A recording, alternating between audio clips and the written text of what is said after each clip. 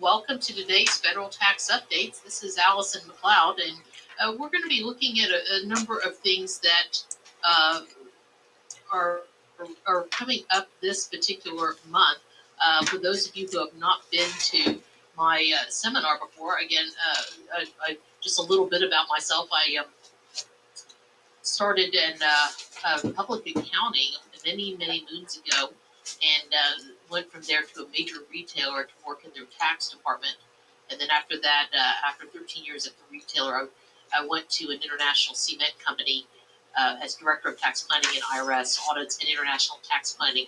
And then about 14 years ago, I went to university teaching. So I've been teaching full time at a 4-year university. Um, since then, but have had the great privilege of teaching both ethics and tax classes to CPAs across the nation. And so, one of my classes that I do teach on a regular basis is federal tax updates. And there's been quite a few things that have kind of happened. And so, let's go ahead and start with some procedural issues that the IRS has gone ahead and had some pronouncements on some different changes. This one has to do with Palermo versus the U.S. And this one has to do with a situation where it was really unfortunate. What it was is there was a valuation on some property, and this property had previously been put into a trust, and the taxpayer said, well, since it is in the trust, it is not part of the estate, and but this thing that they did was they tried to have their cake and eat it too, because they also went ahead and gave it a stepped up basis, and then the trust went ahead and sold the property. Okay, well, it's either as part of the estate and then potentially could get taxed. Have a state tax on it if you go over the exemption amount, which in this case they did, or it's part of the trust and you have the base, you have a carryover basis from the time that it was put into the trust all those many moons ago. Okay, you don't get both. You don't get two bites of the apple, and this is exactly what they were trying to do. So at the end of the day, they basically got caught for selling the property and using the stepped up basis so that there was minimal gain that was on this property. And so the service said, no, you can't do that. And so they essentially said, fine, it came over into the trust, therefore not part of the estate. We won't hit it with the state tax, but it's got a carryover basis in this case. And so they went ahead and got them for a huge amount of tax. I think it was about $10 million in tax penalties and interest upon the sale, because they sold it for, it was a lot. I think it was something like $25 million or something like that. And so what was really unfortunate was they went ahead and paid the tax, and they said, well, we're going to contest this because this is just wrong. And they went ahead and tried to file a claim for refund. And there was a number of reasons why this particular case was going to be a non-starter for the taxpayers. But here was one of the worst ones, and that was that they tried to go ahead and file a claim for refund on Form 843. Okay, so if you're going to go ahead and do a claim for refund, it needs to be on an amended 1041. And so as it turns out, Form 843 is for refund of taxes for everything other than income taxes. So I'm not exactly sure what the taxpayer was thinking, but the main thing is that the taxpayer said, no, we already indicated to you that we wanted a claim for refund. You can't dismiss us because of that. You need to hear our case. You have credible arguments, and the court said no. You can't just use any form to do a claim for refund. The IRS has the right to go ahead and specify what form you need to use in order to get this claim in. And they have the right to specify a procedure too. And if you don't follow it, they don't have to go ahead and honor your claim for refund. They are not required to. And the regulation specifically requires then you file a form 1041X in order to get that refund. So now, and the kicker too, though, this was the other thing. Had they gotten their 843 in, and they'd gone ahead and sent a letter later on correcting it, they might have been able to go ahead and could have moved forward with this case, but they didn't, and so they didn't. Okay, and so a very inauspicious thing for this particular taxpayer, and sad that it occurred. Okay, so let's go ahead and look at this one. The service has now declared that they are going to pause processing ERC claims, and so what's going on here? Excuse me, is that the ERC, as you know, was the employment retention credits. It was for businesses that had the downdraft in revenues from March 13th, 2020 to September 30th, 2021. And what it would do is if you went ahead and kept your employees on the payroll, that you could be awarded some credits that would heavily offset your payroll costs, and very beneficial for the most part.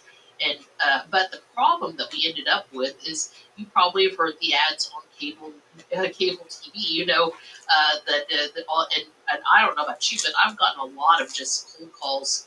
I probably could count at least 20, if not more, cold calls over the past year or two of companies trying to go ahead and get me to sign up for these employee retention credits. And the service has said, no, we've been getting a lot of fraudulent claims. We're having to now, at this point, prosecute a whole bunch of people. I mean, there's thousands of these ERC claims that we've now put into recommended for audit, and hundreds of claims that we've actually gone ahead and recommended that they be followed up from a criminal investigation standpoint, because there was a lot of fraud that was going on. So at this point, because this was so heavily abused, there was a whole bunch of these little shops that would open up to try to go ahead and file ERC claims, of course getting a huge percentage of it, in many cases up front. And then when the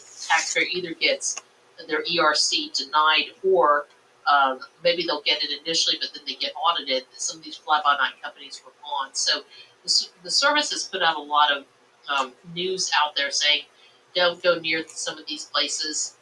You have to go with a firm that you already know is very reputable if you're going to go ahead and file these.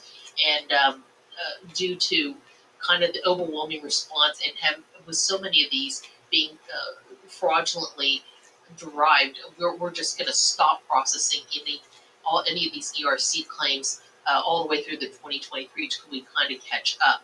And it's been actually really interesting, because ever since the IRS announced that they were going to stop processing the ERC claims, it's been very interesting how now all those ads have gone off of the cable news shows, or whatever cable channel that you listen to. All those ads have gone, and no one has tried to call me regarding an ERC claim since then. So it's been very interesting, but I also think it's been very useful.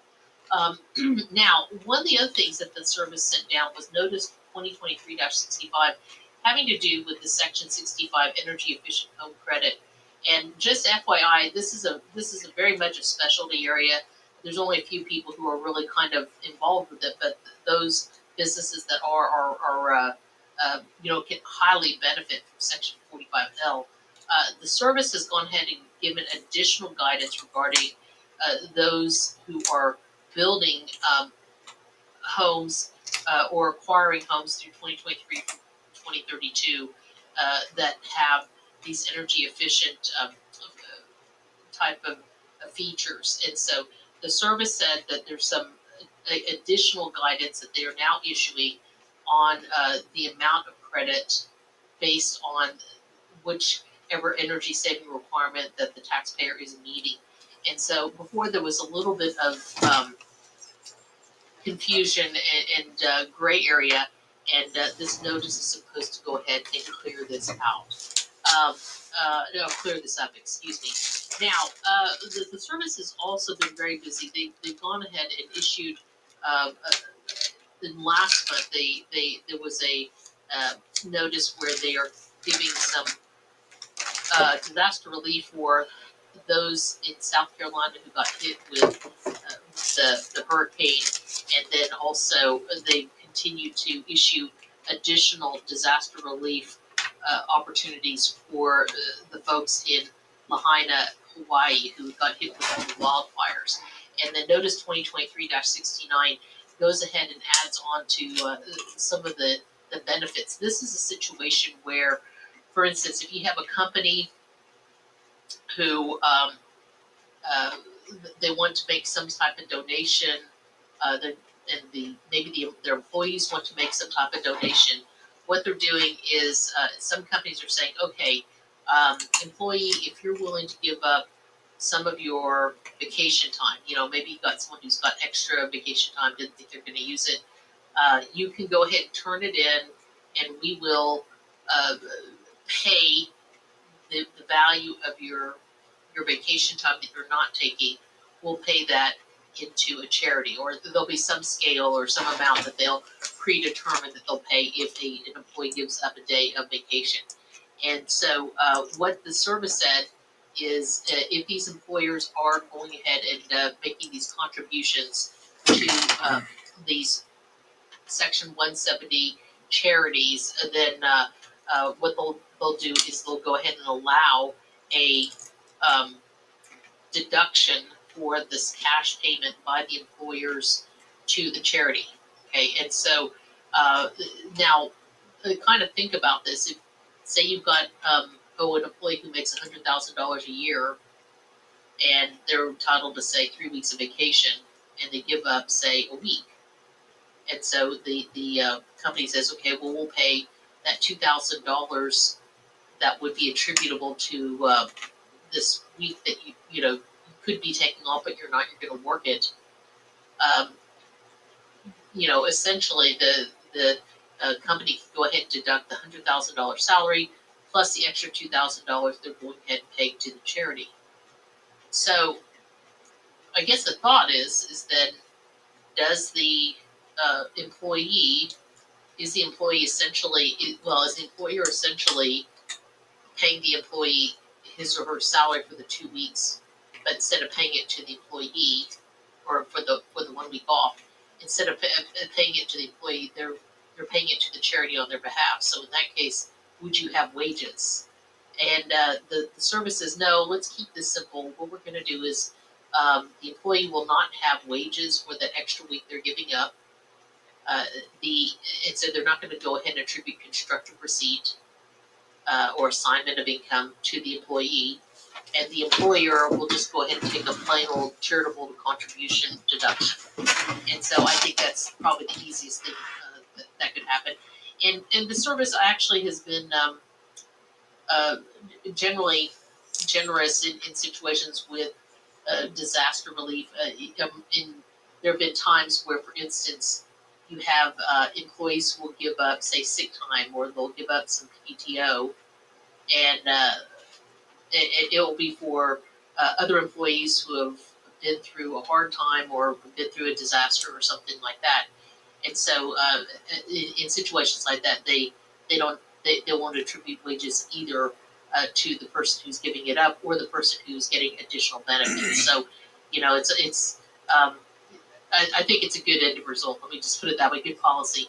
Um, Now, in Notice 2023-67, this particular announcement, it almost feels like the service is having to do it almost on an annual basis because there does seem to be at least some part of the country that's going through a terrible drought.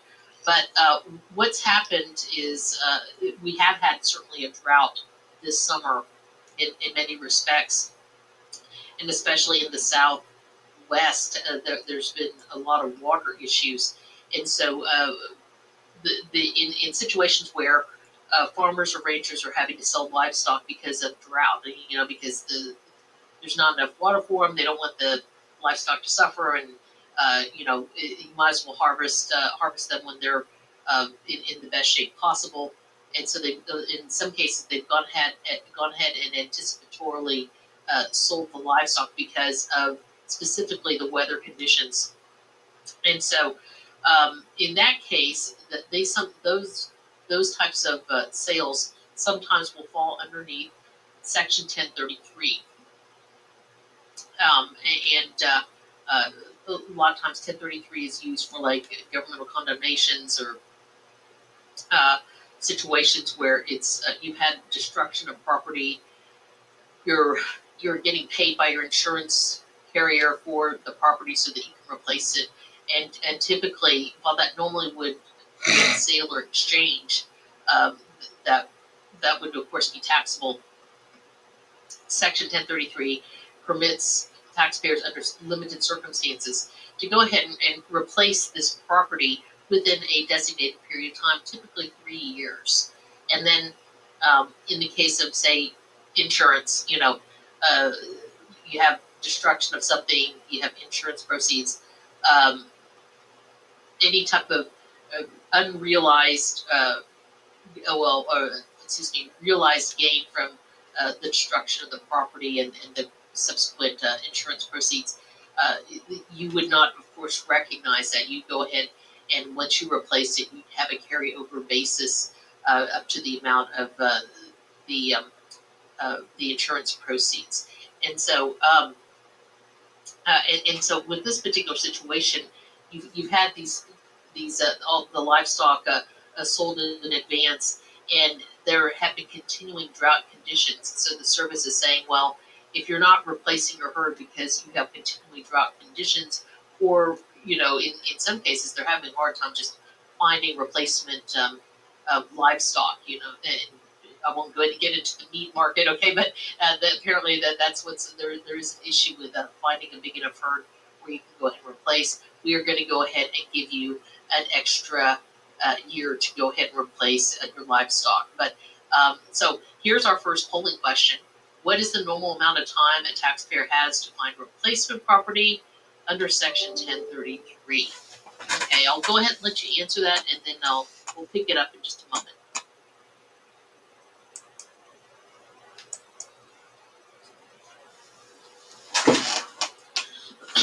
Okay, excuse me. The correct answer is definitely not B. The correct B is the replacement, the time period that you have to go ahead and get replacement period if you're doing a like kind exchange. And 1 year is incorrect, so A is incorrect. The correct answer here is C, 3 years. Now, obviously, in the case of this particular notice, the uh, the affected individuals have actually 4 years. They're giving them an extra year, but the normal time period is 3 years under 1033. All right, in this particular case, there was a situation, and it's like, oh, you guys, you really kind of wonder what this guy was thinking. Um, this taxpayer had gone ahead and purportedly sent in his state and federal tax returns, but the problem is that he could not prove that his return had been postmarked before the deadline. Okay, so the issue here was the service was trying to audit him, and he said, well, no, my statute of limitations has run. I filed my tax return. It's over after 3 years. You cannot audit me now. And they said, well, prove that you filed it. Okay, well, the service didn't actually have a copy of it.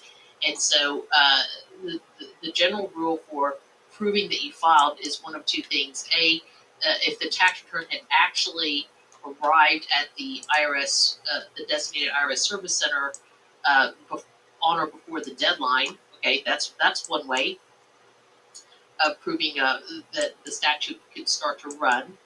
The second way is, of course, having a postmark stamp. Okay, and if the tax return is postmarked on or before the filing deadline, then even if it takes several days to get to the service, it's considered timely filed.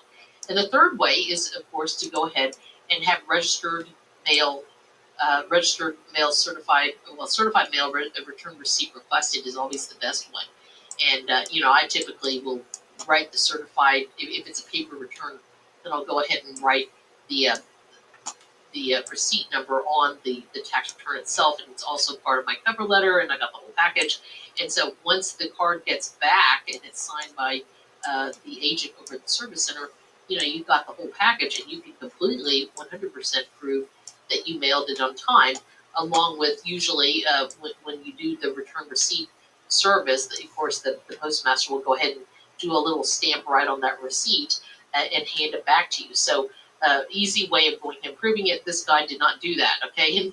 And you should always, unless it's, something that is a very low level that doesn't have a lot of exposure, you should always go ahead and do return receipt request if you're filing a paper return. And so he didn't do that, and therefore he could not go ahead and claim the running of the statute of limitations. Now, on this one, this is additional disaster relief for Maine and Massachusetts. They got hit with Hurricane Lee, and so if there was any tax filings or payment deadlines that any quarterly payments due, any employment tax returns, anything of that nature that would have occurred between September 15, 2023 and February 15, 2024, the service is now granting a relief where the taxpayer can go ahead and turn in their tax returns and their payments that would have occurred after September 15th, as long as they get everything in by February 15th, and it will be considered late. So, the other thing too as well is that the taxpayers who had unreimbursed losses can claim them either on their 2022 return, which, assumed that they had gotten a correct extension of time on a timely basis. They potentially could not have to file the 2022 return until February 15th, 2024. And so that being the case, the taxpayer could go ahead and claim their unreimbursed losses on their 2022 return, therefore hopefully getting a refund back. That will be helpful, or they can wait till their 2023 return if they want to do so. And so, and then as well, this disaster relief is automatic. So as long as your address, your business address, or your personal home address is within the declared disaster area, you don't even have to request the relief. And even to the extent that, say for instance, your address or your business address is not within the disaster area, but for instance, your CPA, who has all your business records, is located within the disaster area, I think they'll go ahead and grant you relief as well. So, they are trying to help, as best they can.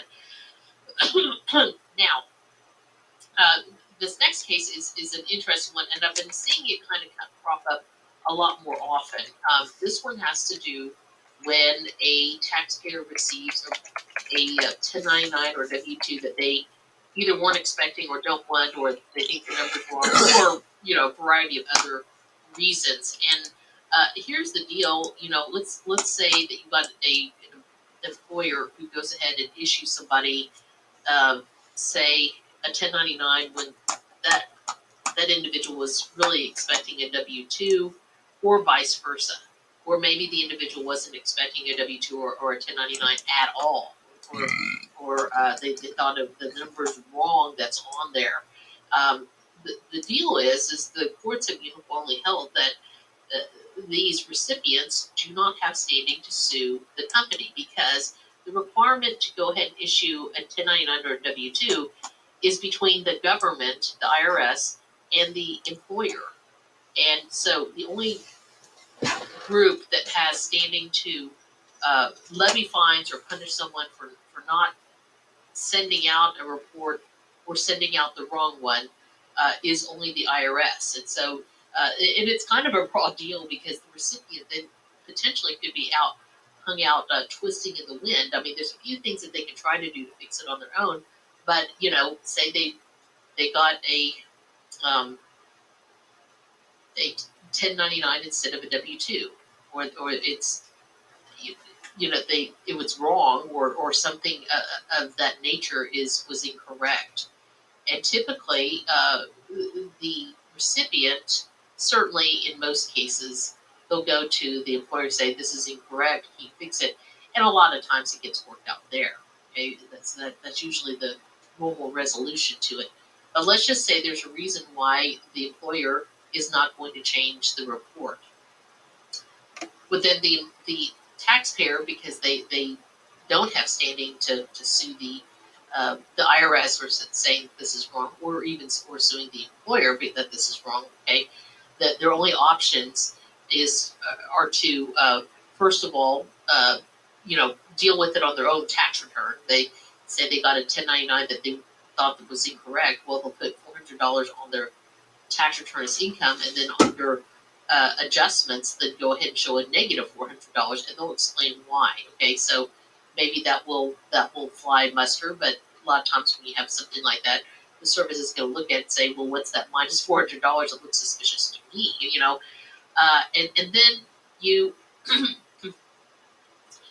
um, the other thing that they can do is some taxpayers, I don't recommend this, they don't go ahead and report that, in my example, $400 at all. They'll just ignore the 1099.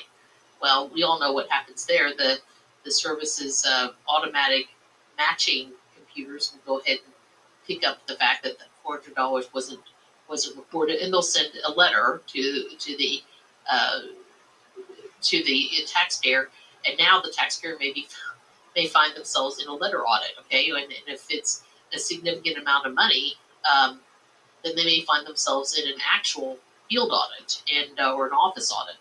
And so, that then it starts to get worse, and the taxpayers having to explain themselves to an agent who has to go through a particular procedure. And so, if say that, for instance, the taxpayer, decides not to take any of those particular tasks to going and resolving the fact that they've gotten this 1099 and they don't want it, or what have you, there's only a couple other items that they could do to fix things. They can try to call the IRS and 1-800 number for help. They can try to go ahead and file Form 4598, and then finally they can file suit under Section 7434, which is one of the few times that you can go ahead and get a private cause of action under this particular upon the issuance of an incorrect report. Most of the time, the taxpayer does not have standing to sue. Under very limited and rare circumstances will they have standing to private cause of action, and this is under 7434. So, serving seniors care versus Saratori Rebond Group. You kind of wonder sort of what happened here on this situation. The taxpayers were an LLC that provided nursing care to hospices, and they had these tax preparers, and apparently the tax preparers were charging a lot, and so the client said, "Hey, I think you're charging us too much," and there was some heated discussions about that. And according to the taxpayers, I mean, there's always two sides to a situation. I don't know the whole story here. I think both sides probably have their own viewpoint. According to the taxpayer, the tax preparers issued to the main shareholders / employees these 1099s that were extraordinarily large. And so the taxpayers said we shouldn't have been issued 1099s at all. And the reason why they issued them to us is in retaliation for questioning their fees. And so what ended up happening is that the taxpayers, I think in this particular case, they were right under 7434 to go ahead and bring suit, because you had to kind of show that this was willful, and the issuers had knowledge that these were completely incorrect forms to go ahead and issue is completely inappropriate. So the preparer said, well, no, you can't go ahead and bring suit under 7434 because 1099-NECs were not information returns as contemplated by 7434. And the court said no, the 1099-NECs are within this realm. They are the issuance of the 1099 is governed by code sections 6041. 6041 it refers to section 6724, which defines information return, and the 1099s are definitely within there. So yeah, the taxpayers definitely have a cause of action, and they can go ahead and bring suit under 7434. Now, and of course, you kind of think in your head, now who in their right mind would go ahead and issue a retaliatory 1099? I mean, that's just not a good idea whatsoever. The situation must have been quite bad between all parties, and it sounded like a big mess, to be honest. Okay, so now let's take a look at U.S. versus Gamer. And this one has to do with the proposition that FBARs will survive death of the taxpayer. So one of the taxpayers had a number of Swiss bank accounts, did not file FBARs on a timely basis, and then since then the taxpayer had passed away, and so the heir to the taxpayer's wealth said, well, look, taxpayer's dead, so these FBAR penalties, which can be very substantial if they're willful, it could be $100,000 plus, or the greater of 50% of the balance of the account, or $100,000, so which is pretty darn substantial, and so and then potentially you could have some jail time as well. So if it's a willful violation, now of course with this taxpayer being deceased, that's obviously not that probably isn't going to happen. But anyway, the fact that the taxpayer was now deceased did not excuse the estate from being subject to these penalties. So and the reason why is because the FR penalties were designed to be remedial, and so this was something neat that was supposed to deter other taxpayers. You can't do this bad behavior and then expect that there will be consequences, even if the taxpayer passes. It's going to go ahead and affect the heirs as well. So the court did notice that some of the FR penalties are quite personal. Okay, and in other words, like prison time is specific to that particular taxpayer, but that doesn't mean that the monetary penalties couldn't be remedial in nature, and that they did go ahead and create a deterrent for these taxpayers who were contemplating not going ahead and disclosing their foreign bank accounts and turning in their FBAR reports. So, okay, it's now time for polling question number 2. Have you had many clients with FBAR issues? Go ahead and answer, and then we'll keep moving.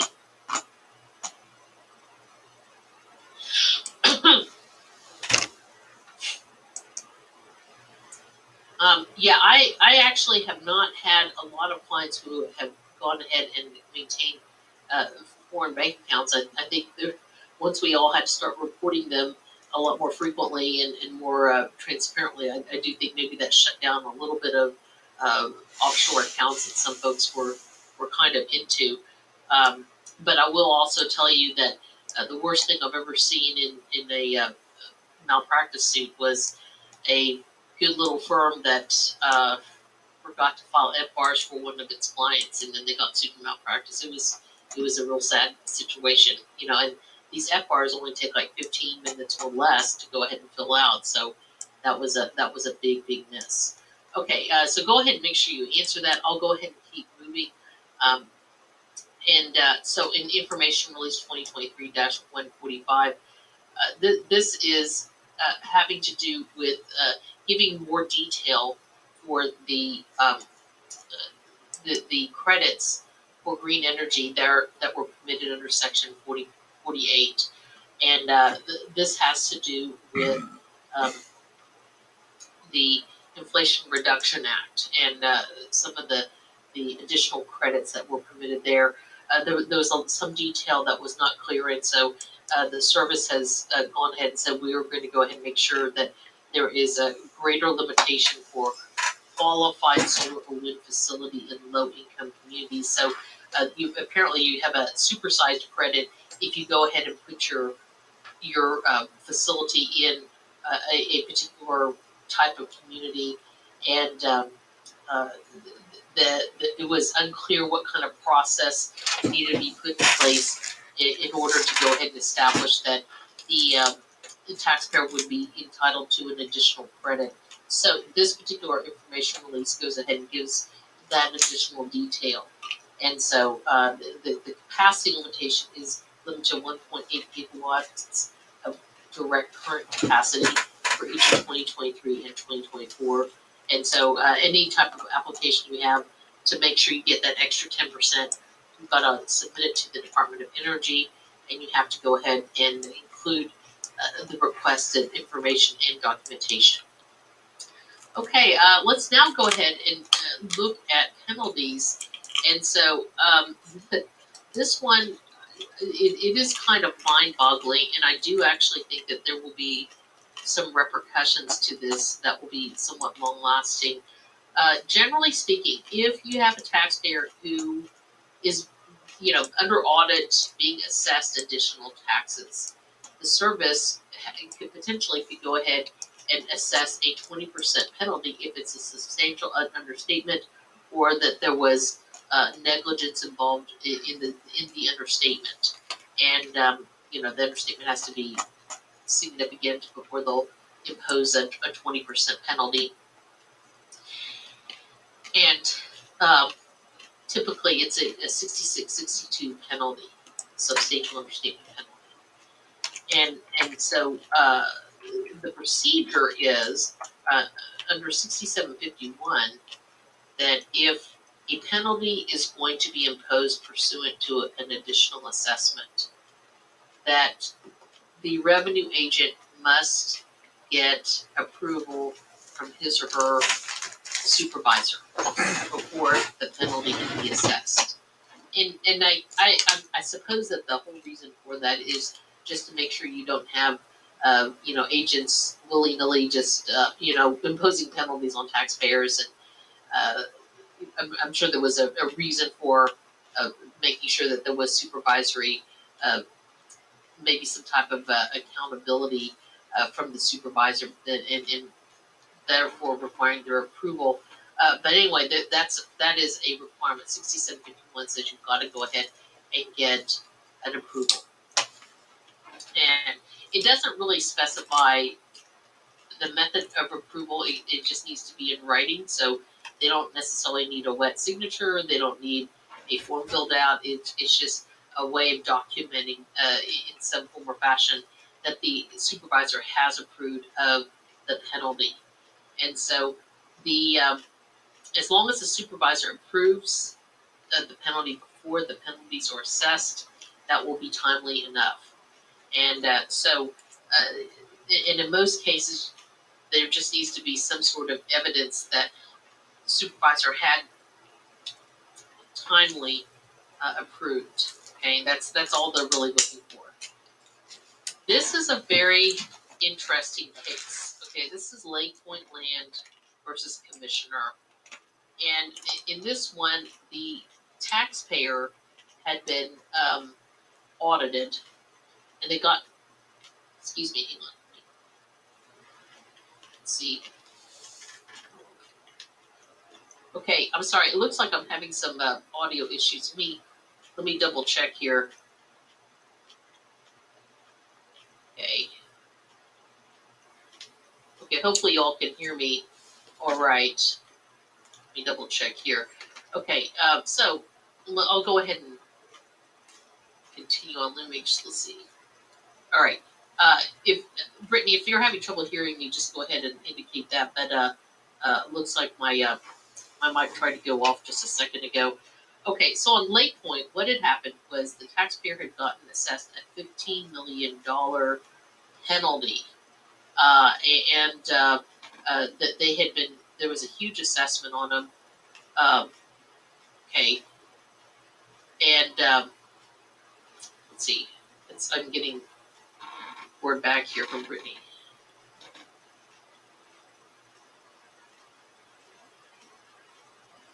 Okay, so anyway, so with Lake Point, what had occurred was they were put under audit. This had to do with a um, with the conservation easement, which of course the service totally hates those right now. There's been a lot of abuse with these syndicated conservation easements. They got hit big time with a huge assessment, and then the service wanted to go ahead and impose a $15 million penalty. I mean, that is fairly substantial. So you could just see the magnitude of this particular issue. I mean, that's if the penalty is 15 million. You know, what was the tax liability? Well, it was something like well over $700 million, and so. But the problem is that you were supposed to get written approval for this penalty before the assessment, and so and the assessment happened in 2016, in the middle of 2016. And then in 2017, the agent realized that the supervisor had not given written approval for the penalty. So we're talking 7 or 8 months later, the agent realizes, oh no, I didn't follow procedure. I didn't get the, my supervisor's signature on this. And so she admitted by email that she said,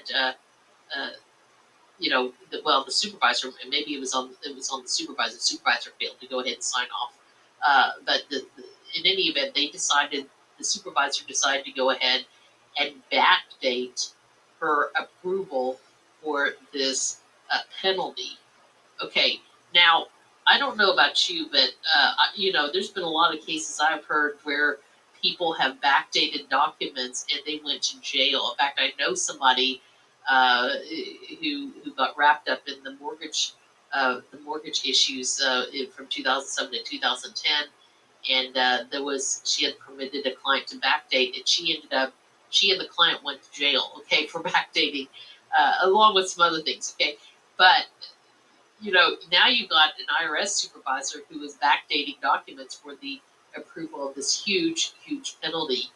And so now the worst part of it was, they always say it's not the crime that's occurred, it's the cover up, right?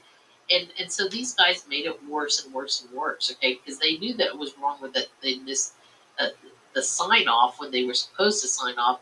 It's even worse when you try to cover it up with backdating. And then the taxpayers somehow found out that this was a backdate. And so, of course, they're going to bring it up big time in front of the judge and say, look, this is what these guys did. And so now the problem was everyone on the IRS team thought that they would go ahead and circle the wagons and double down on this thing. And so the IRS attorney says, no, July 2016 was the correct date. There was no backdating involved, and they continued to go ahead and mislead the court for months and months and months. Finally, there was a subpoena of the IRS's records regarding when they dated this document, and it turned out that, of course, they went ahead and signed it basically 7 months too late. And so once the judge found out about it, he really just hit the roof. And so he went ahead and sanctioned the IRS at this point, and as well as requiring them to go ahead and pay the taxpayers' legal fees, because they had to incur all that to go ahead and fight their way out of this, saying that this was an improper penalty. And I think that's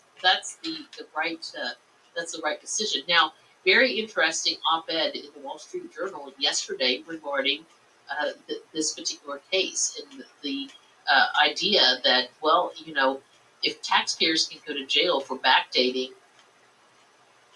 why can't the IRS in this particular case for backdating? I mean, at least the supervisor, for sure. And I think that raises actually a really good question. I know we have the Anti-Injunction Act and all that, but qualified immunity's got to stop at some point. If they're going to do this, that's a real problem. And I just sort of wonder, if something could have passed through their mind when they realized that they hadn't signed off on it on a timely basis, uh, that backdating is a really bad idea. I mean, had anyone pause and say, "Wow, this is fraudulent. We can't do this." I have no idea what they were thinking. Very, very bad idea. So this is something that has really caused quite a stir in the tax community, and some articles have started coming out on it. I think it's going to be really interesting seeing how this all flushes out and see what repercussions will end up being in service as a result of this. I mean, this is tremendously bad when they're essentially not just disadvantaging the taxpayers, but they're lying to the court and they're wasting the court's time. I mean, that there's going to be some very serious repercussions, or ought to be at least, for having done this. So we'll see. We'll see. I bet there's going to be a kind of follow-up story to this at some point. All right, now it's time for polling question number 3. Have you had many clients with penalty abatement issues?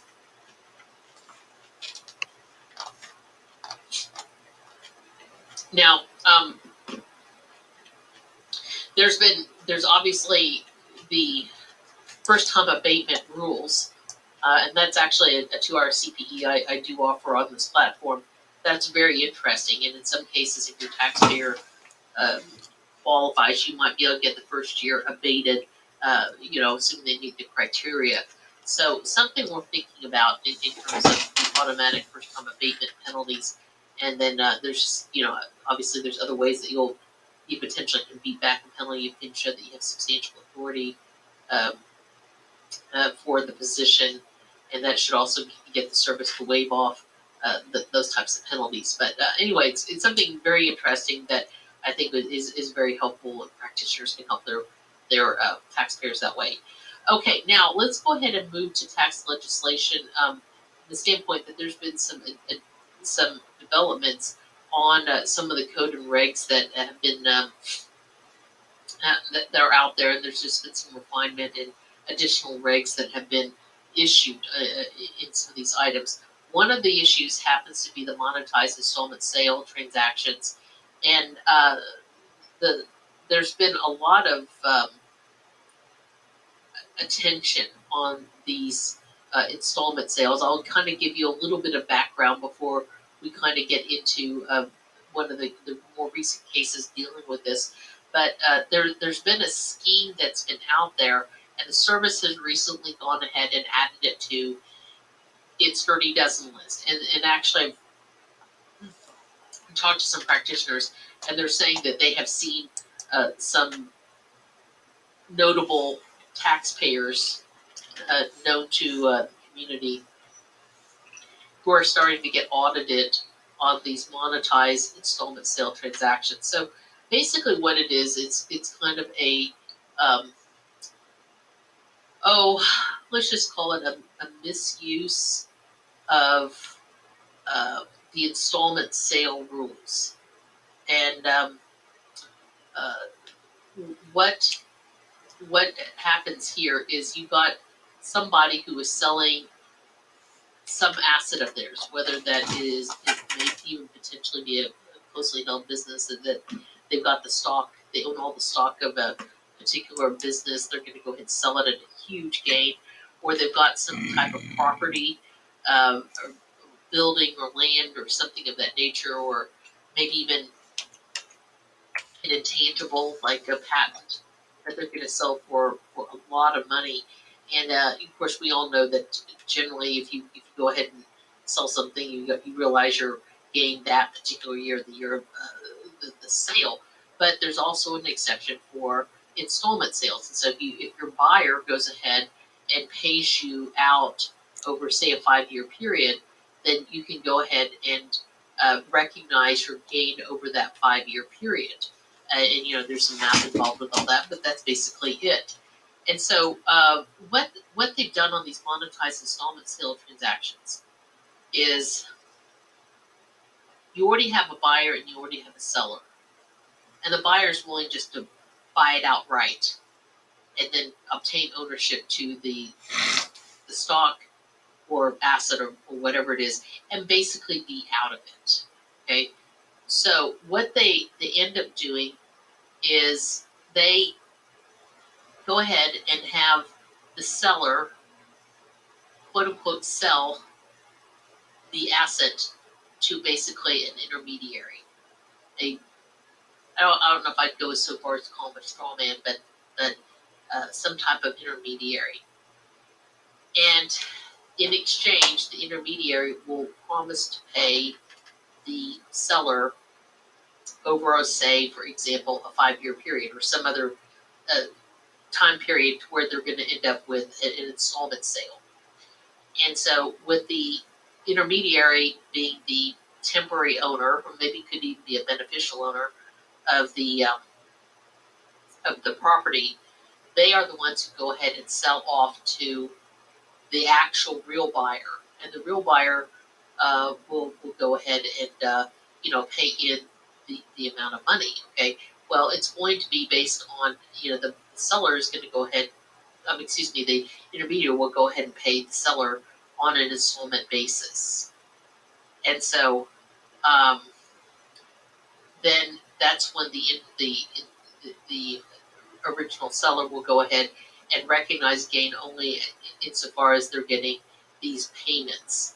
And there's some other. It's a little bit more complicated. That there's some money that kind of changes hands via loans. Okay, but if you just go ahead and collapse the whole thing, basically it's a misuse of the installment sale rules. And at the end of the day, you basically have a sale and someone's bought it. They bought a lock, stock, and barrel, and they paid for it. Okay, that's really what's happened here. So the service has really been kind of cracking down on this. They've gone ahead and put it on their Dirty Dozen list as well. And this is something that is going to be, definitely looked at. So to that end, the service has gone ahead and issued proposed regulations for Section 6011. And this one will go ahead and basically categorize monetized installment sale transactions as listed transactions, which must be disclosed. And so those of you especially who deal with corporate taxes, you know that there is a laundry list of listed transactions. You always have to go around to ask all these different executives, are you engaged in these particular transactions? Because if you are, we have to go ahead and disclose this. And so this is just making the taxpayer be extraordinarily transparent, what they want to be or not. And the service, therefore, can go ahead and track to see budding suspicious transactions. And this is going to be one of them. And so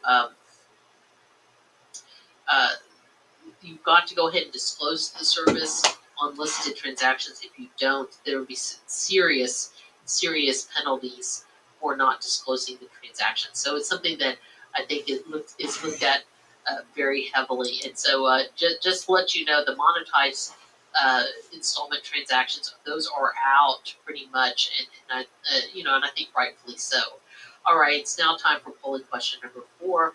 What do you think is the likelihood of major tax legislation being passed in the next 18 months? Given our split to Congress,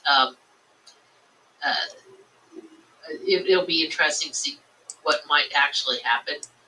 So make sure you go ahead and answer this polling question, and then we will keep going. I'll just go ahead and pause for a minute so you can answer, and then we'll go ahead and move forward.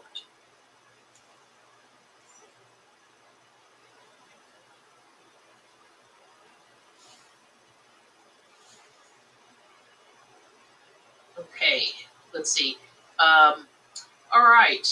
So again, we got polling question number 4 up. Please go ahead and answer that question, and then we will, as I said, we'll go ahead and keep moving forward. All right. So let's go ahead and look at this next slide. and this has to do with energy efficient homes. The service is issuing additional guidance on new energy efficient homes as amended by the Inflation Reduction Act. And so any contractors who contract or substantially reconstruct or rehabilitate these homes can potentially receive a tax credit of up to $5,000. And so this notice goes ahead and uh, provides additional guidance on what will qualify um, for the for the credit. So definitely something to be aware of. Okay, might be might be important to your clients. Okay, so with additional information here, the Section 45L credit, again, it's allowed to eligible contractors that goes ahead and constructs a qualified new efficient, energy efficient home, and it's acquired by somebody from the contractor who actually uses it as a residence. And so it's got to be in the United States. It's got to be substantially completed. Um, After August 8, 2005, has to meet the energy saving requirements. And then, depending on what sort of upgrade has happened to this house, you could get credits of, 5,500, 1,000, 2,500, or $5,000. Okay, let's now go to our next item. This is some updates for individuals, and there's been a few things here of note. This one is Notice 2023-62, and if you remember, there was recent legislation which said that individuals who had wages of over $145,000, that the recent legislation said that actually it was supposed to take place, I think it was this year, in fact. But what it was is if you have wages of over $145,000, then your catch-up contributions, which currently are $7,500. Okay, so let me back up. If you have a 401k plan, or a 403b plan, or something of that nature, okay, and you go ahead and have the plan out, and the plan it will permit a maximum 401k or 403b or 457 contribution of $22,500, assuming that you aren't subject to the discrimination rules, okay, from ERISA. And so, assuming that you get the full $22,500, then if you're age 50 or above, then you can go ahead and contribute an additional $7,500 for a total of $30,000 for 2023. And so herein lies the issue.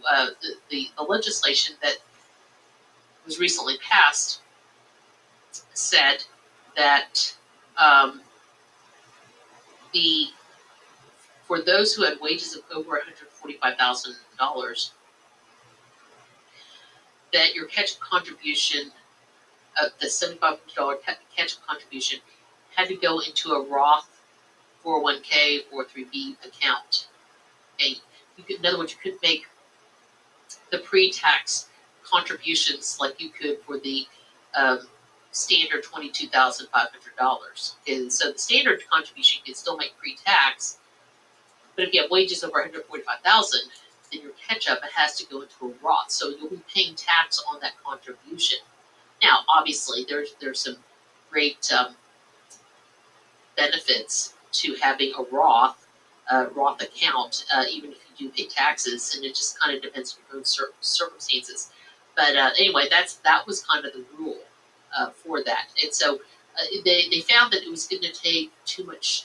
It was too hard for plan administrators to make that fast of a switch and to go ahead and reprogram their systems and put together new procedures. So they have decided they're going to go ahead and allow 2 more years before they are going to require these catch-up contributions to have to go into Roth accounts for those who are making over 145. Okay, so it is going to happen. It's just there's just a little bit more leeway and a little bit more time that they're giving the employers to go ahead and get their systems up to snuff on this. Now, here's something that's really interesting, and I was actually wondering myself about this, and I think the service has now answered this question. I've been seeing in some of the feeds that the service is clarifying. Okay, and I believe that they are going to be putting on final word on this fairly soon, but this is where they're going. Is, let's say, for instance, you've got someone who makes $120,000 W-2 wages, and they've got self-employment income of, say, $50,000. Okay, so do you have to take into account the fact that you have self-employment income for determining whether or not you meet the $145,000 threshold? And interestingly, the service seems to indicate the answer is no. So even if you have $50,000 in self-employment income, you don't have to go ahead and take that into account and add it to your wages to figure out whether you've got 145 or not. So as long as your W-2 wages are below 145, you can have $1 million in self-employed income, and they're going to let you go ahead and make those catch-up contributions with pre-tax dollars. I thought that was very interesting. But then as I started thinking about it, I could see why they would do it. It actually makes a little bit more logistical sense.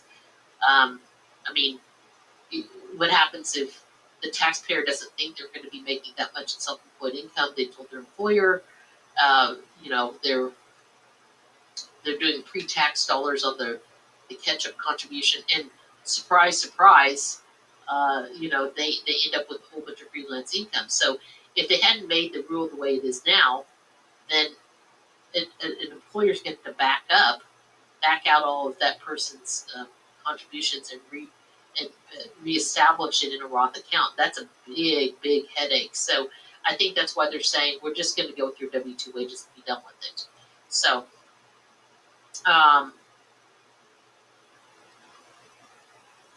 let's go ahead and take a look at also Information Release 2023-152.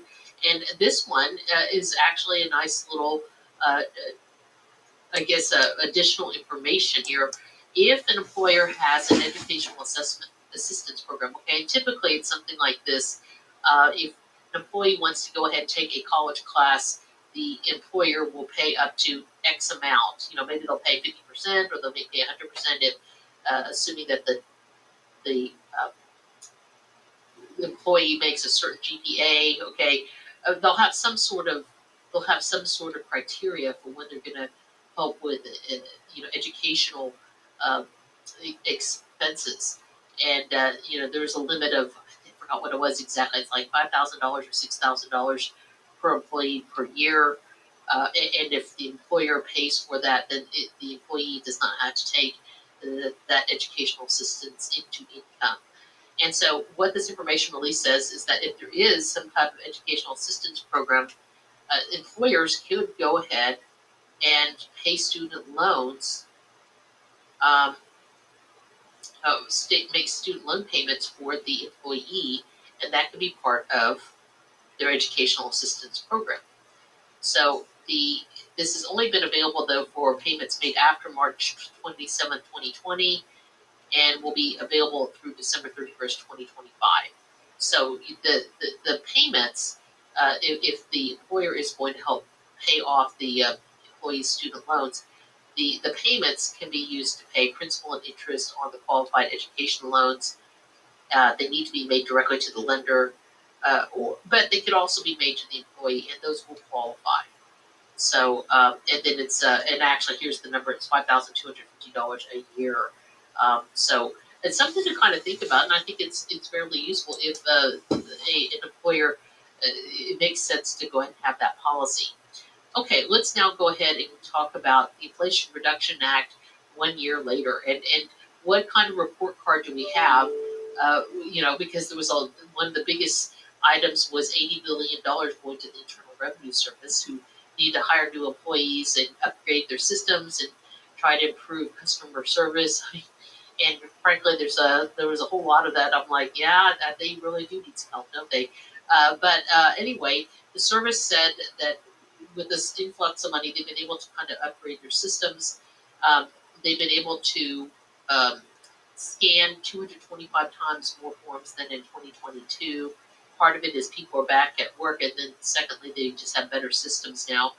They're able to uh, institute portals, electronic portals, onto the IRS website, so taxpayers can go ahead and reply to forms and letters online instead of having to try to call an agent and wait online for 45 minutes while they answer the phone.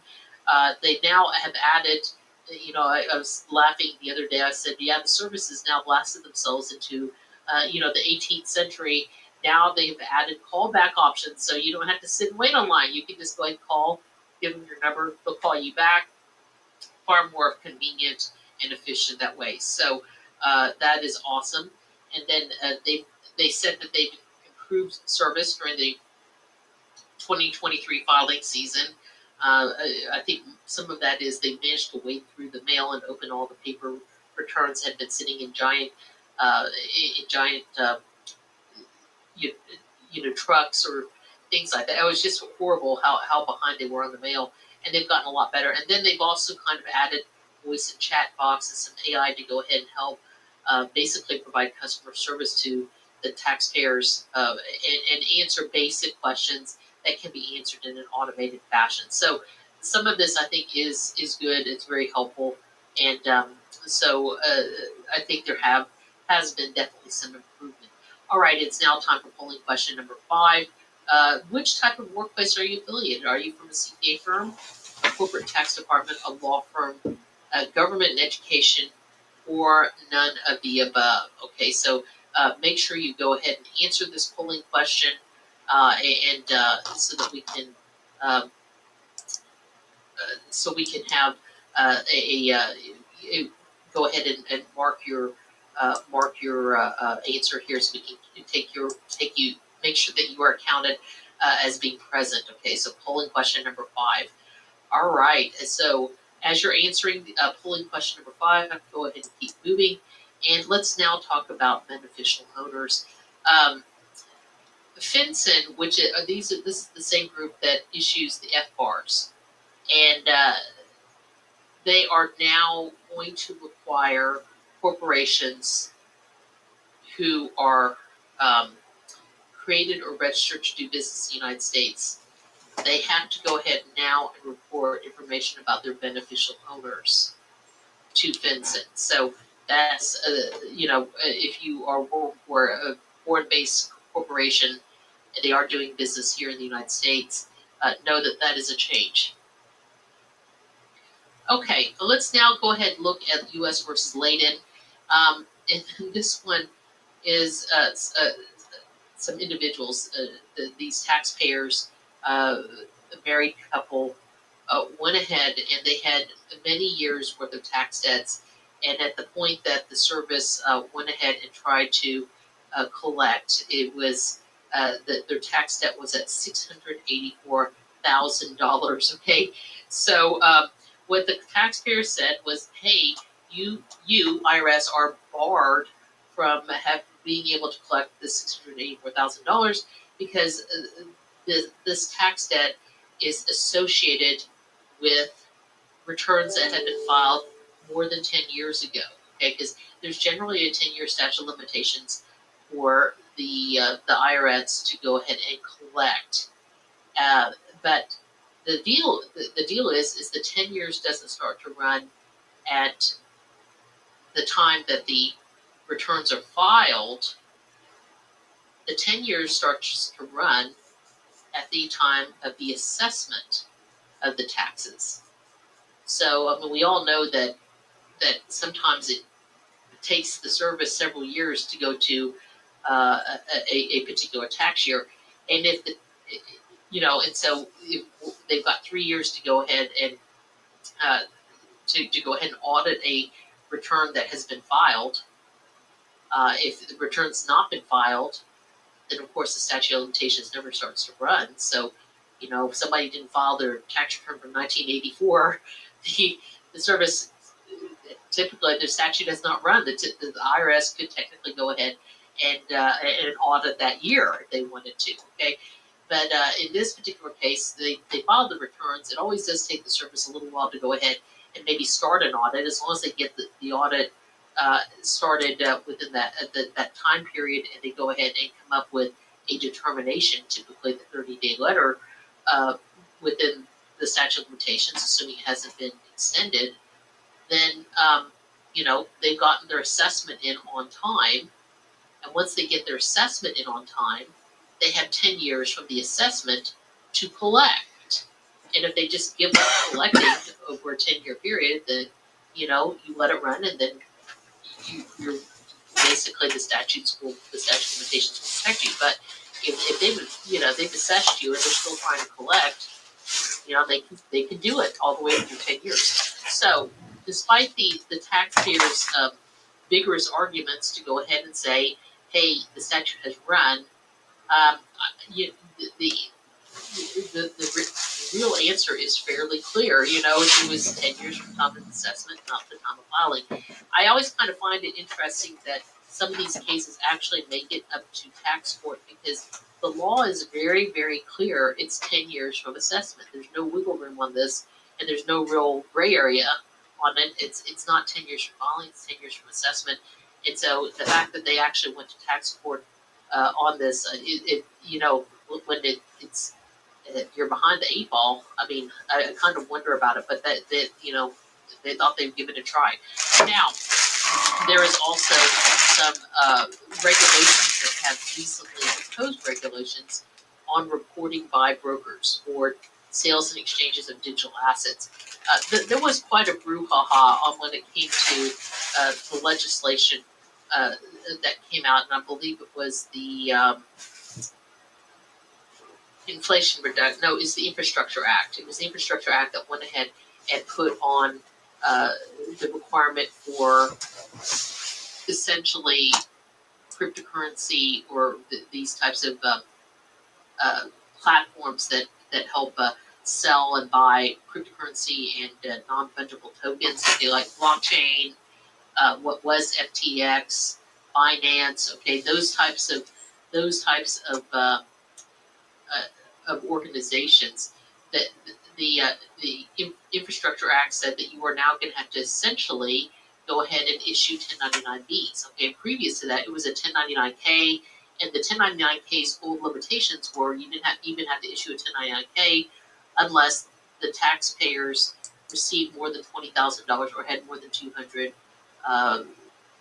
transactions. And so part of that was beneficial in that that's a high enough limit that really only serious traders would go ahead and get a 1099-K. And so if you were, on eBay selling a few household goods, and you see you're selling your kid's old band saxophone that he doesn't play anymore, okay, well, you could easily sell that for more than $600. And under the current rules, the 1099-Ks are having to be issued if there's $600 or more that go to the taxpayer from these organizations, Zelle, Venmo, PayPal, any funds coming from groups like Binance or Coinbase or any of those.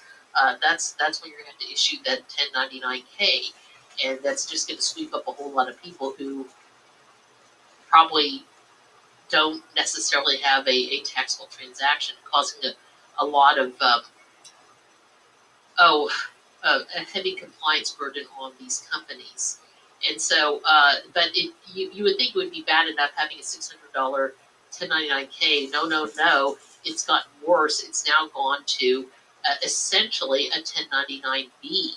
And so a lot of the Coinbases of the world, they hated this rule because it's not like, say for instance, Vanguard or Fidelity that have their own ERP system where they can mine their own system to get cost basis when things were sold, proceeds. Okay, if it's your own SAP system or whatever, PeopleSoft, whatever system you're using, if it's your own system, you can go ahead and formulate it to where you can run those reports relatively easily.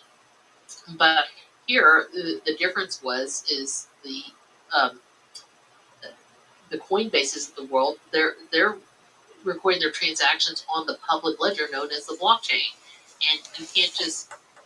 It's being maintained by these outside honest nodes and people who are using their computing power and to solve these complex mathematical equations to keep the blockchain going. It's a public ledger, and you just can't mine it for data, uh, you know, like you would an SAP system. And so there was a lot of problems with this. The cryptocurrency uh, industry was really railing against it. I mean, right now they've been kind of blown up, and so I don't think they've got the energy or time to go ahead and petition Washington about this like they were.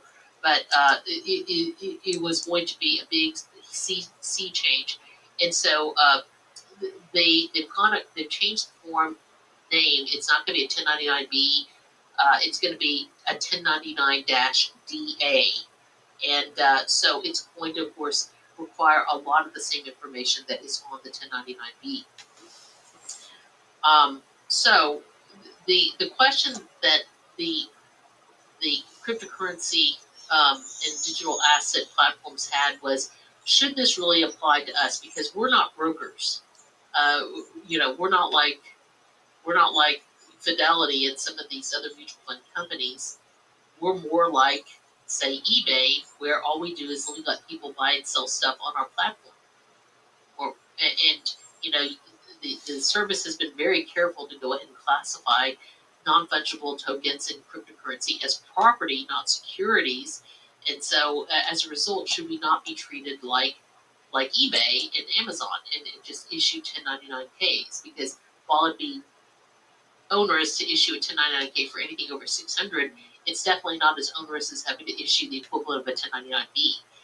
And so they kind of argued about it, but they said, we're going to wait till the service gives us more guidance per regulations before we are 100% convinced that we are subject to these rules. And guess what? The service issued the proposed regulations, and we know that proposed regulations only have so much weight. I mean, because they're not final. Okay, so they're not the law of the land or anything like that. But it is going to give you an indication where the service is going, and so these platforms are going to have to start to brace themselves, and get themselves ready, because I think this is what's going to happen. So what it says is that brokers, including digital asset trading platforms, digital asset payment processors, certain digital asset hosted wallet providers, okay, they're going to have to go ahead and report these proceeds on the 1099-DA, and they'll have to issue it to the payees. And so, and then potentially they're going to have to go ahead and show gain loss information. So then on top of it, it's not, these proposed regulations are also going to apply to groups like, for instance, title companies, where they close real estate and you have the buyer paying for property with cryptocurrency. And so these title companies or closing attorneys are going to have to, and mortgage lenders, for instance, are going to have to go ahead and report the payment by cryptocurrency. And supposedly, I would imagine, recording the value of the cryptocurrency on the day it got transferred. And then also, they are going to have to include on Form 1099-S the fair market value of any digital assets paid to sellers for transactions that close starting in 2025. So if you pay somebody with cryptocurrency, you also are going to have to issue a 1099-S. And then also you're going to report whether someone pays for property with cryptocurrency. So the reach is starting to kind of go out, I think, and certainly there's a lot of reporting and a lot more regulation on it. So we'll see. Right now, they're kind of having a really hard time, and all the crypto is down, and it was supposed to be the next best thing, and now the market being so, I guess, unpredictable with cryptocurrency. We really haven't heard much from them, but I think they'll be back. We'll just see. And at least now they've got additional rules, and so there'll be at least more reporting on this. So, and then you've got to go ahead and make sure that you've got backup withholding rules in place, and you are able to appropriately calculate basis and gain loss. Okay, and then I think what they're referring to there is, are you going to use LIFO, FIFO, or average cost when it comes to reporting gain or loss? Okay, so that's something to think about. Okay, let's now look at polling question number 6. I'll give you a moment to look at that and go ahead and answer that, and then we will keep going.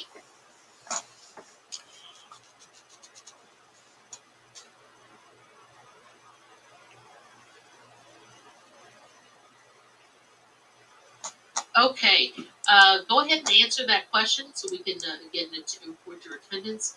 And let's now look at severance versus commissioner. This is an innocent spouse claim by a military spouse. And again, an innocent spouse protection is usually given to uh, partners who are married filing jointly, and which means that each partner is responsible for the other partner's tax liabilities jointly and severally. And so apparently the military spouse had tried to go ahead and deduct or excluded some of the income earned abroad exclusion, and tried to use that as well as some of the housing exclusions. And so unfortunately did not qualify for it. They got hit with a fairly big tax liability. And so the so-called innocent spouse is trying to go ahead and kind of get out from under it and say that, I shouldn't be held liable. This was my spouse. The spouse was the one who had decided to not put that into the tax return, and it's not my fault in essence. Well, the service is not going to go ahead and grant that unequitable relief unless it's warranted. And so there was a couple things that kind of went against Mrs. Severance. One of them is that she didn't file or claim innocent spouse relief until well after the tax return had been filed and the collections, the service had actually started collecting. So they said, well, if she found out about it, she was that upset about it, she would have gone ahead and filed for innocent spouse relief much, much more quickly. And then the second thing was they thought that she actually had actual knowledge of this exclusion out of the tax return. Typically on innocent spouse issues, it's one spouse is completely hiding information from the other, and the other has absolutely no idea that this is all out there. Okay, in this case, they didn't find that. They said that Mrs. Severance was in charge of all the finances. She knew or should have known about her husband trying to take these types of exclusions. Mrs. Severance was the one who always got the tax return put together, and so she should have known. She should have known that this was happening, and so she didn't have completely clean hands, so they did not grant innocent spouse status to her. Now, this one, you kind of wonder, oh gosh, did this relationship go incredibly wrong? Okay, so you have the taxpayer who was incarcerated, and his spouse had the power of attorney on his finances. And while he's incarcerated, she took out all of the money out of his IRA, and she went ahead and cashed out his life insurance policy. And so typically when that happens, there is going to be a taxable event, especially as it pertains to the IRA distributions. And so this, of course, this guy's incarcerated. There's not a lot that he can do. Maybe he didn't even know that she had done all that until it was way too late, and she had withdrawn all the money. And so this typically in situations like that where you've got a wrongdoer, I've actually seen it more often where the individual, the taxpayer, will go ahead and get tagged for all that income and will have to pay taxes. And then the only recourse that the taxpayer has is to sue the wrongdoer or some other way bring them to justice. And it's very unsatisfying because the idea there is, that they're like, well, it's not the government's fault that you trusted somebody who had, not strong character, and so the government shouldn't have to suffer because this is the person you picked to handle your finances. That would normally be their sort of modus operandi. But in this particular case, they went ahead and kind of bent over backwards to kind of help out Mr. Ballant. And they said, this individual had withdrawn monies outside the scope of their authority under the power of attorney. The taxpayer had no idea what was happening. And there was a lot of self-dealing on this, and it did not benefit the taxpayer at all. So given that, I think they went ahead and just gave him some type of equitable relief, okay? But I don't often see that type of treatment by the service. Okay, now the next one is Johnson versus the U.S., and the taxpayers in this case had lent money to a friend who had been a real estate developer. And apparently this friend had gone ahead and essentially wasted the money, whether that was, um, by overspending or whatever the situation was, but the money was gone and it was misused, mishandled. And I understand that from I guess you would call it a plain vernacular use of the word. The misuse really is kind of a theft from the standpoint that the person took the money and used it for a purpose that they know that they shouldn't have used it for. And it basically got wasted and it was used up. And so the taxpayer wasn't going to get his money back.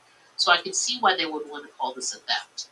Now, the friend had pled guilty to bank fraud, but for there to be a theft loss deduction, you have to go ahead and prove that the taxpayers were induced to make the loan and was basically robbed. It wasn't a situation where they lent the money and the person lent the money to was just a bad business person. Okay, unfortunately people are free to be bad business people, and doesn't necessarily mean fraud. It just means that they're highly incompetent. And in this case, you have to show that you were induced to make the loan, and the person who was inducing you to make the loan had nefarious plans already. Okay, it wasn't just merely they were incompetent; it's they had evil plans afoot. And so, unfortunately, the Johnsons weren't able to prove that this was actually theft under South Carolina law, because part of theft is you have to be induced into making these loans, and they couldn't prove that. So,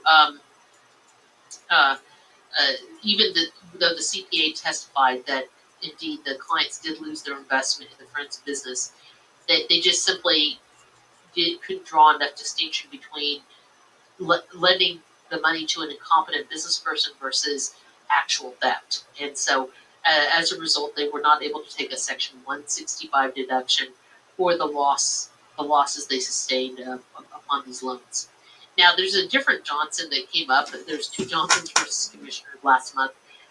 This one has to do with the substantial understatement or negligence penalties that were associated with a real estate professional and his now deceased wife. So what happened here was the taxpayer, in filing their own tax returns, went ahead and used an incorrect depreciation method, incorrectly reporting Social Security, going ahead and claiming a mortgage interest, but it was a duplicate deduction, and also not showing proper substantiation or appraisals to support charitable contributions. And so in this case, the taxpayers tried to claim that they had relied on a competent CPA and relied on his or her advice and so therefore they had reasonable reliance on the CPA, and so they should not be hit with any penalties. But there was no evidence that the CPA told the taxpayers to use the wrong depreciation schedule or to claim charitable contributions without properly substantiating it with an appraisal. And the court said, in addition to this, the taxpayer knew or should have known better because he was a sophisticated real estate professional. He would know that you really aren't supposed to duplicate mortgage interest and inflate depreciation where it's unwarranted, and also have not have proper documentation for charitable contributions. So he knew about it or should have known better, and so the service was not sympathetic whatsoever. And in green, this, typically if you're going to go declare bankruptcy, there are certain things that are exempt, and one of them is your homestead, and the other one's like tools of the trade. But the other thing that is also exempt would be retirement plans, qualified retirement plans. And what I mean by that is qualified retirement plans that are subject to ERISA and are and so in this particular case, you had a guy with a Canadian retirement plan that was qualified in Canada, but it was not a qualified plan as the United States. And so the problem is that when he went bankrupt, the retirement plan was not going to be exempt because it wasn't exempt as a U.S. qualified retirement plan. So, while the court noted that companies who contribute to qualified foreign retirement plans can take a deduction for it, it's not, you can't put that plan in the same category as an ERISA plan here in the United States. So sad day for that guy. All his money got attached then by his creditors. They could not be exempt. Okay, we're now at polling question number 7. Just out of curiosity, do you think marginal corporate rates in the near future will go up, down, stay the same, or hard to tell? I'll give you a moment to go ahead and answer that, and then we'll keep going.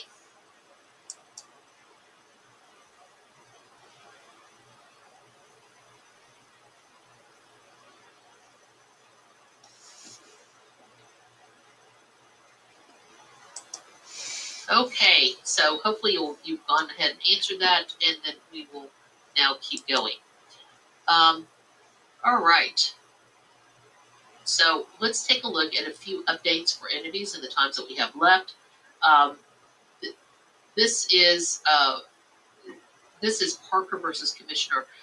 Normally, if you have a cancellation of indebtedness and the organization is insolvent, under Section 108, it's possible that you can exclude from income any forgiveness of debt or cancellation of indebtedness. Okay, because generally speaking, if your debt is canceled, you had been responsible for owing something, but now you're being excused from owing it. Okay, that's normally an accession to wealth. It's an obligation that you no longer have. It's been taken from you, and so typically that is income. And so but if the entity is insolvent, then you don't have to go ahead and recognize an income this cancellation of indebtedness. In this situation, the S corp was saying this is a cancellation of indebtedness. We're insolvent. You can't go ahead and attribute to us income. But unfortunately, this was a different situation because they had an asset sale, and it was basically it was the part of the debt relief was it was incorporated into the purchase price. So this really wasn't a forgiveness of debt. It was just how they were going to go ahead and price it based on the fact that it was encumbered by this debt. So no cancellation of indebtedness. What it did is it increased the price that was paid. You had the cash price, plus you had the fact that the new owner was going to take over the loan, and both cash and assumption of debt, those are about, you combine that to make your amount received. And so from that, you had the amount received minus the basis, and that is going to be your recognized gain. So that was why Parker wanted that to be a cancellation of indebtedness, because that would get excluded, but no, that wasn't going to work. And on Bucci versus Commissioner, this was, are you in a trade or business, or is this a hobby? And so the service is going to look at a number of things to find out whether you are in a trade or business. And that is, did you put together this activity in a business-like manner? Did you get experts? Did you have a profit motive? Were you concerned that you weren't making profits? If you weren't making profits, did you do something to change it? And so those are a number of factors they look at. In this situation, there was really no way that this operation was going to make money. They were losing money hand over fist. And so normal people who have a profit motive, they can't tolerate that. And so typically a business would not be able to run for very long if it was running huge losses for a period of time. And so in this case, the owner was willing to tolerate it. So it started looking a whole lot more like a hobby. And then the fact is that the owner was after his 80th birthday, so it also looked like this was sort of a retirement hobby as opposed to an actual business that someone would run to, be able to put to make a living. And so those things kind of combined, and it just looked a whole lot more like a hobby versus a trade or business. Therefore, any losses from the hobby could not be taken against any other type of income that the taxpayer had. So, this was not trade or business. This was a hobby loss, and we all know that you can't deduct also hobby losses. So it's a pretty bad deal for this guy. Okay, now this one was a responsible party case. They have a chief financial officer who his organization did not make payroll taxes, and if you are considered a responsible party as it pertains to trust fund taxes, you personally could get hit with a 100% penalty and be required to pay. And so the question here is, how much power did he have the responsibility and the power over payroll, and to make sure that the payroll taxes were paid? And the factors the court looked at here that caused them to say yes, he was a responsible party was he had the checkbook in his possession, okay, and so he certainly could have written a check if he wanted to. He also was in charge of, he said, oh, somebody else is in charge of keeping tracks of the bills and making sure that the payroll taxes were paid. And that the CEO, or CFO, his only job was somewhat ministerial in nature. He wasn't into the nuts and bolts of all that. That was unpersuasive because this all happened under his watch, and he had the power and the control to make sure and ensure that it went out. And then Onan, what was an interesting case? She and her spouse. Okay, the spouse owed a lot of taxes, and she did not owe a lot of taxes. He was the one who owed taxes, and so ultimately they declared bankruptcy, and she was the one who had possession of the home, and so they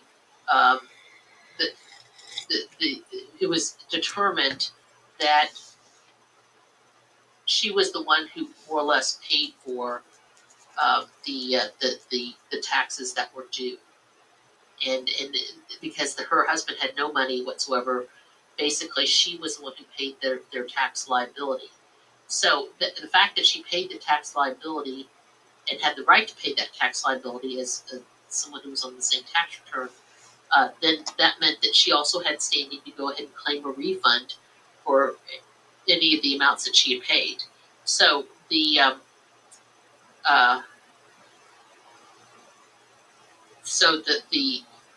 IRS had to go ahead and refund her her claim because she did make the payment on the what was due with her own property, so she had standing to go ahead and get the refund. We've kind of seen situations where For instance, there was I think it was a month or two ago, there was a guy who was he had paid taxes on some property that he and his ex-spouse um,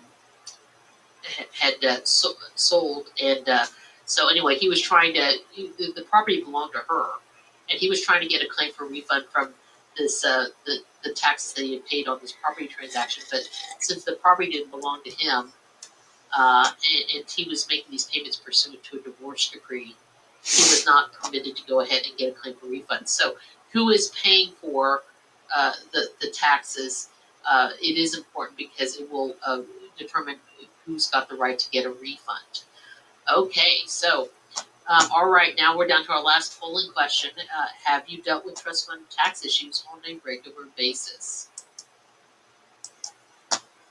And people have to be really careful if they are responsible for payroll. Because if they don't pay it, they are going to get yourself into a lot of trouble. So go ahead and answer polling question number 8, and then I think, good heavens, I think we managed to make it on time. Let me double check.